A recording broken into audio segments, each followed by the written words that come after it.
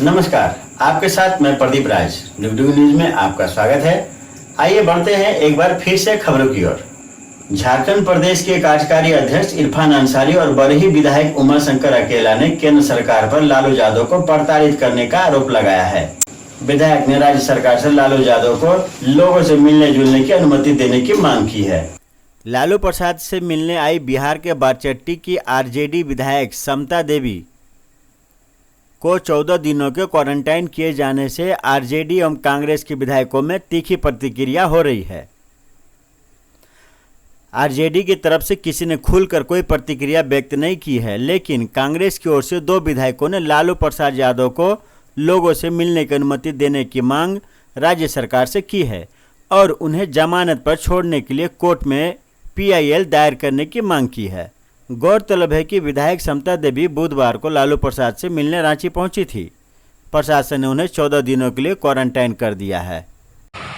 लालू यादव जी देश के शान है, देश के शान है वो, और इसको जिस तरह से टॉर्चर किया गया इसका हिसाब बिहार चुनाव में लेंगे हम लोग। लालू यादव को बंद रखा एक साजिश के तहत। कौन सा क्राइम कर दिया लालू जी? क्या लालू जी आतंकवादी थे, उग्रवादी थे लालू जी? इतना सौतेला व्यवहार किया जा रहा है।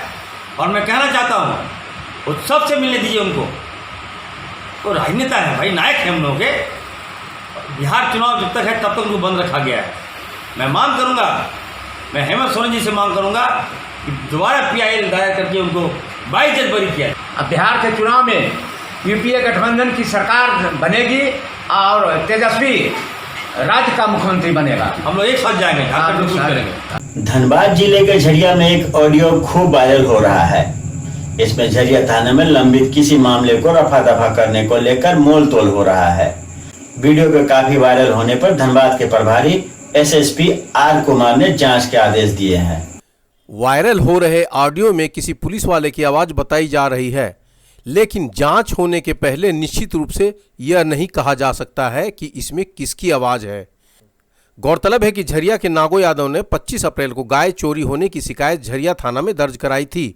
शमशाद और हैदर को नामजद आरोपी बनाया था। पुलिस ने दोनों से पूछताछ करने के बाद पीआर बॉन्ड भरवाकर छोड़ दिया था। वायरल ऑडियो में फोन करने वाला व्यक्ति झरिया थाना में लंबित गाय चोरी के मामले में आरोपी हैदर से केस खत्म करने के लिए लेन देन की बात कर रहा है। केस खत्म करने के लिए 10-12 हज़ार रुपये से बात शुरू होती है और अंत में 5,000 रुपये देने पर केस खत्म करने की बात कही जाती है। आप खुद सुने ऑडियो को और तय करें कि क्या हो रहा। वैसे डुगडुगी न्यूज इस वायरल ऑडियो की सच्चाई की पुष्टि नहीं करता है। हैदर बोल रहा है? जी हाँ। झरिया थाना से बोल रहे हैं? जी सर बोलिए। क्या हुआ? हाँ सर। क्या हुआ जो बोले थे हम कंप्रोमाइज कर लेंगे, क्या हुआ? मतलब आप ही तो बोल रहे सर, झरिया थाना से मतलब काची कहाँ बोल रहे, बोलिए। अरे वो केस हुआ है अपर मेरा? हाँ हाँ हाँ सर। एकरा में देखो बोले थे ना कि हम कंप्रोमाइज कर लेंगे। जी। हम आपको बोलबो कि देखो गरीब है, 10-12 हज़ार करके दे देगा और 25 हज़ार टका दे देगा जी, तो गरीब सहारा हो जाएगा ये। और दूसरा केस यहाँ से हम केस को खत्म कर देंगे जी, और नहीं करेगा जी, तो केस जाके बेल कराना पड़ेगा और फिर अवाही गवाही होगा, फिर दंड होगा, तो फिर तो आपको देना ही पड़ेगा और साबित भी हो जाएगा कि चोर यही सब है। अच्छा सर एक बात बताइए हमको। हमको जब बताइए सर, हम इसमें गलत भी नहीं है, मेरा नाम लिया, फंसाया हमको, ठीक है। जो लड़का फंसाया वहाँ पर प्रेजेंट, वहाँ पर बोला कि ये लड़का नहीं था, नहीं तो वहाँ पर मेरा जान मार देता। और वहाँ पर सबका सामने बोला कि ये लड़का नहीं था, फिर भी झरिया थाना आके हम लोग को अरेस्ट करके ले गए, हाजत में रखे। हमको बहुत मार पड़ा। मार और पड़ने के बाद में फिर मेरा भाई आया, मेरा मम्मी आया, फिर मेरा पापा आए, फिर उसके बाद में थाना में वहाँ पर पैसा दिया, 6-7 हज़ार रुपया दिए और फिर वहाँ से फिर छुड़ा के लाए। और लाने के बाद में फिर यहाँ पर मतलब क्या कि कंप्रोमाइज़ के लिए बोल रहे थे कि पैसा लगेगा यहाँ पे। अब बताइए सर, हमको गलत भी नहीं है और हम वहाँ पर प्रूफ भी दिखा दिए और मेरे अंदर ऐसा कोई सबूत भी नहीं है सर, ऐसा कुछ भी नहीं है कि हमको ये। अब फिर भी अब फिर पैसा आप कहाँ से लाएंगे सर? गरीब आदमी, हम काम धाम नहीं कर रहे सर। हम एक तो देखो, जानते सर। पहले देखो, जो किया जो हुआ उसके लिए हम नहीं है भाभी की, क्या किए नहीं किए, काट दिए नहीं दिए, उसका भागी हम नहीं है जी केस हमारा पास मिला है। तुम बोला था कि हम कंप्रोमाइज कर लेंगे सर, जी बोले थे ना। जी एक हम गवाही भी 3-4 गो है, वो सब बोला कि हम कंप्रोमाइज करवा दें। जी हम वो बोले थे देखो जो हुआ भी नहीं है, सहारा दे देगा 5-10 टका दे देगा, सहारा आ जाएगा तो जरूरी चीज है। जी केस एड्रेस खत्म कर देंगे। काहे कि डायरी का मांग हुआ है, हम जब साबित कर देंगे तुम लोग को, जी अब फिर कहेगा और बाद कहेगा कि नहीं हमको मिला दीजिए, जब हम हाथ काट देंगे तो फिर हम मिला सकेंगे? नहीं सर, तो बात आप सही बात बोल रहे हैं। तो सर अभी तो मेरे पास में वही तो पर्व त्योहार सर, काम धाम भी नहीं कर रहे हैं, अभी ऐसे फंसे हुए हैं। अभी हम लॉकडाउन लगा हुआ, बाहर कहीं कुछ नहीं कर पा रहे सर। वो तो हम मालूम भाई, ये सब बात थोड़े है। ऐसा करो ना, पर्व के बाद हमसे पहले मिलो। ठीक है, पर्व के बाद हम आपसे भेंट कर लेते हैं। यही नंबर है ना सर आपका? हाँ ठीक है। और शमशाद का भी बोलना कि थोड़ा भेंट कर लेगा बस। ओके ठीक है सर, ठीक है। देखो मोबाइल पर सब चीज बोलना ठीक नहीं है ना? हाँ सही बात है। उसमें हमारा संज्ञान में है, एसडीपीओ सिंदरी को इसको जांच हम लोग मार्क किया है। जांच रिपोर्ट के अनुसार उस पर कार्रवाई होगी। मतलब जांच का विषय पूरा जांच में पूरा खुलासा हो जाएगा, फिर उसके तरफ से हम लोग 27 तारीख को फ़ोन आया, बोला कि हैदर बोल रहे हो? हम बोला हाँ हैदर बोल रहे। बोलिए सर। बोला हम झरिया थाना से बोल रहे हैं, क्या हुआ तुम्हारा केस का? हम डायरी भेज दें। हम बोले क्या है के लिए सर, मतलब हमको करना क्या है? तो बोला तुम्हें इतना पैसा लगेगा। नहीं मानो हम रिकॉर्डिंग हम मार्क्सिस्ट कोऑर्डिनेशन कमेटी एमसीसी के कार्यकर्ताओं ने 8 सूत्री मांगों को लेकर गुरुवार की सुबह नीरसा अंचल कार्यालय के समक्ष प्रदर्शन किया एवं धरना दिया। एमसीसी कार्यकर्ता राशन वितरण व्यवस्था में सुधार, मजदूरों को मनरेगा के तहत 200 दिनों का काम और मजदूरी में वृद्धि करने की मांग कर रहे थे। संगठन की ओर से प्रखंड विकास पदाधिकारी को ज्ञापन भी सौंपा गया। इस मौके पर एमसीसी के आगम राम ने कहा कि कोविड-19 के संक्रमण काल में सरकार की कुव्यवस्था के कारण सड़क पर उतरना पड़ा। उन्होंने बताया कि जन वितरण प्रणाली में लाभुकों के बीच राशन वितरण में हो रही कुव्यवस्था और प्रवासी मजदूरों को मनरेगा के तहत रोजगार मुहैया करवाने की मांगों को लेकर उनके कार्यकर्ताओं ने प्रदर्शन किया एवं धरना दिया। उन्होंने प्रवासी मजदूरों को मनरेगा के तहत कम से कम 200 दिनों का काम प्रदान करने और उनकी न्यूनतम मजदूरी 600 रुपये प्रतिदिन करने की मांग की। किसानों की कर्ज माफी तथा हर पंचायत में कैंप लगाकर दाखिल खारिज करने का काम करने की मांग की गई। आज यहाँ पर 8 सूत्री मांगों को लेकर यहाँ पर धरना का कार्यक्रम रखा गया है। कोविड-19 में आज तमाम जो मेहनत कश जनता है, खास करके जो खट के खाने वाले लोग हैं, इनकी स्थिति बहुत ही खराब है। सरकार ने चावल देने का घोषणा किया था और कुछ खाद्य पदार्थ सामग्री देने का घोषणा किया था, लेकिन नीरसा अंचल में अगर देखा जाए तो जन वितरण प्रणाली सुचारू रूप से सही ढंग से लोगों को राशन नहीं मिल रहा है। और कुछ लोग बहुत सारी जगहों पर तो पता ही नहीं है कि हमको किस महीने का मिल रहा है, किस महीने का नहीं मिल रहा है।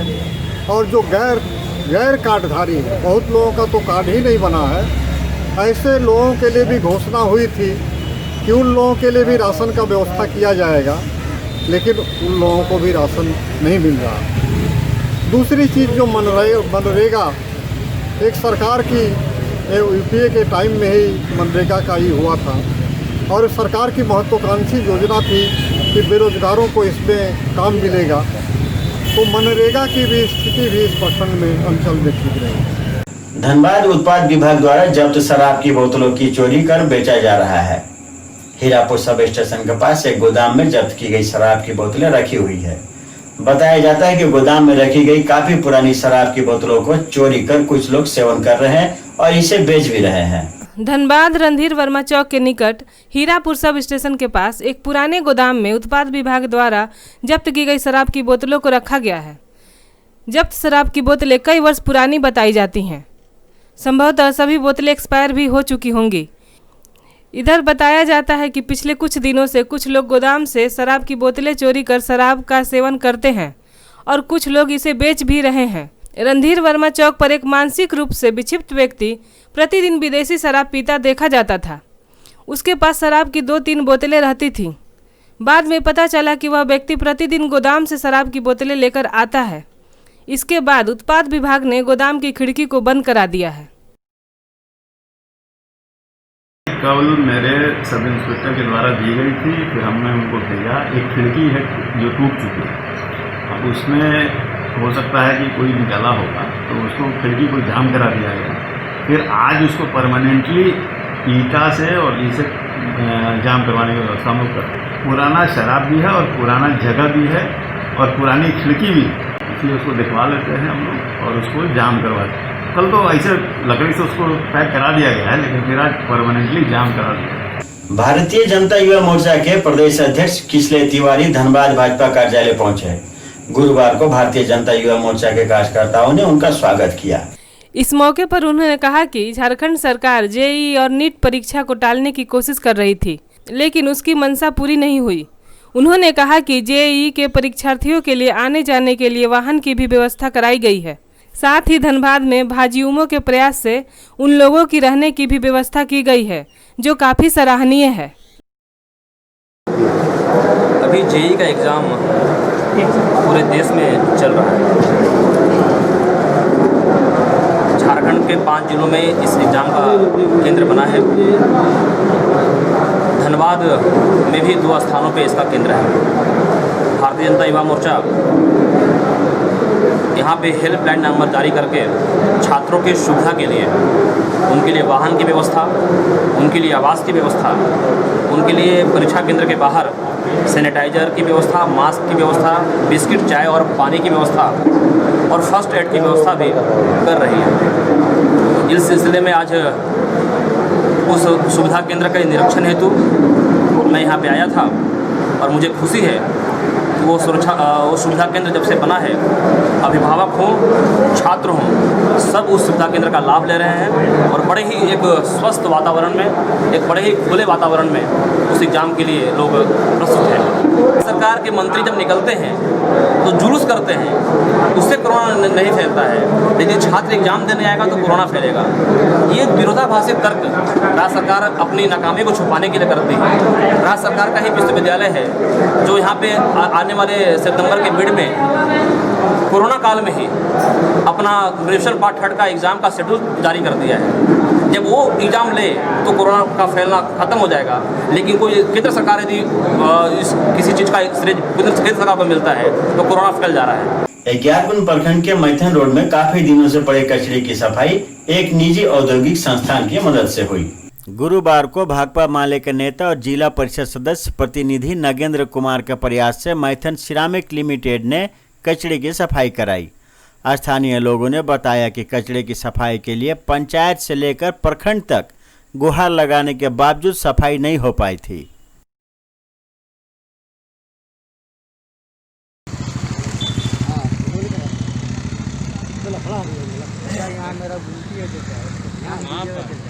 सामने में खड़ा है और अभी भी लोहा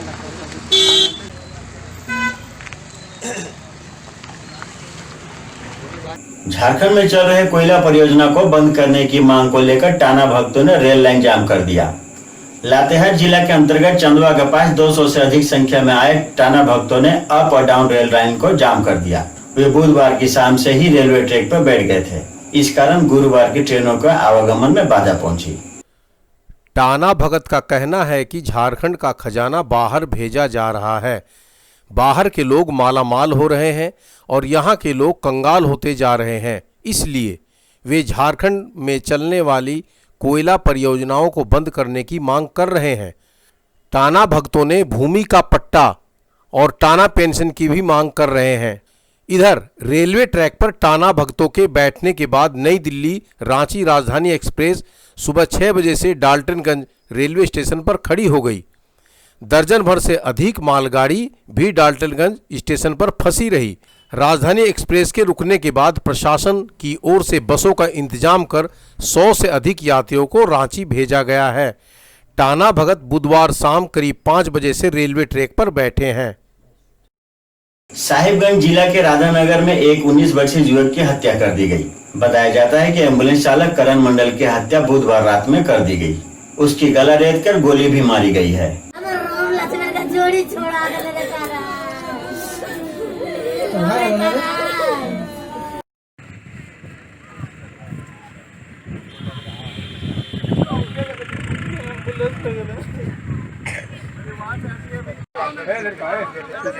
लकड़ी लाओ।